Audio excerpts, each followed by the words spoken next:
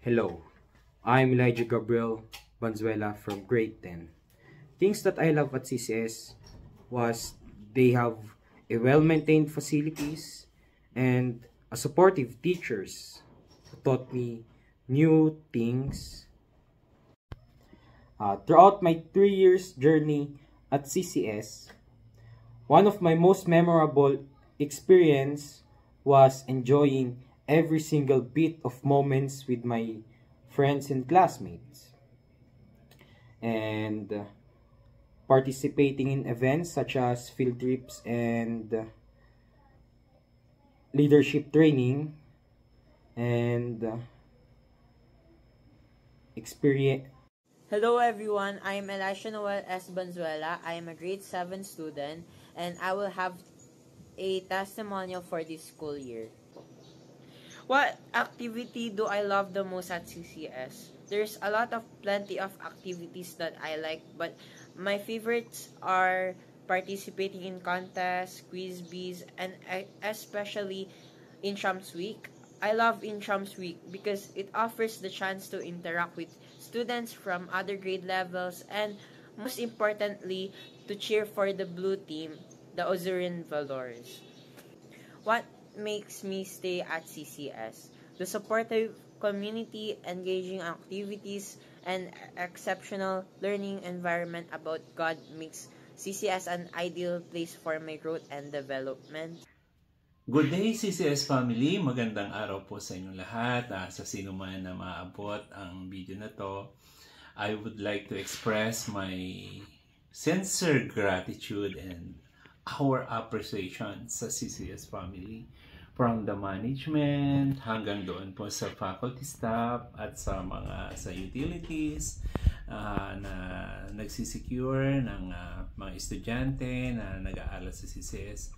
We are so grateful po. Pero syempre po, we are so thankful din sa mga faculty members. Kung wala naman po yung mga faculty members, hindi magkakaroon ng dagdag na kaalaman ang aming mga estudyante. Pero ang higit po akong natutuwa na kami ay nagpapaaral sa CCS because we believe na ang itinatanim na seed of faith at Christian values ang siyang dapat na o talagang itinuturo ng CCS family sa aming mga kabataan o sa aming mga anak. At mahalaga po yun for nation building at hindi lamang po sa personal na value improvement ng mga bata, kundi bilang mamamayang Pilipino, it is important that the Christian values ay maitanim sa puso ng mga estudyante sapagkat sila ang maghahabi at magiging future ng ating bansa, and para maging matagumpay at umunlad ang ating bayang Pilipinas o ang bansang Pilipinas, we need a CCS, a school like CCS, a Christian value school na siyang magbibigay or magtuturo ng magandang asal sa mga kabataan. And doon po sa aspeto na yon, labis-labis po kami nagpapasalamat. We are so thankful. We are so appreciative sa mga aral na natutunan ng aming mga anak. Kaya sa CCS family, we are thankful. We are pagpalain kayo ng Panginoon. May God bless you.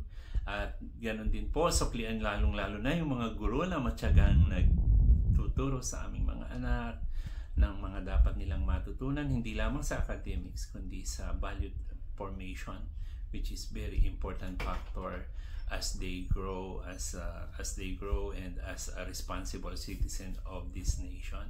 Kaya pagpalain po ang CCS at sa iba pang mga membro ng CCS family, ariin niyo po ito na bilang labis-labis na pagtanaw ng utang na loob at pasasalamat sa inyong lahat.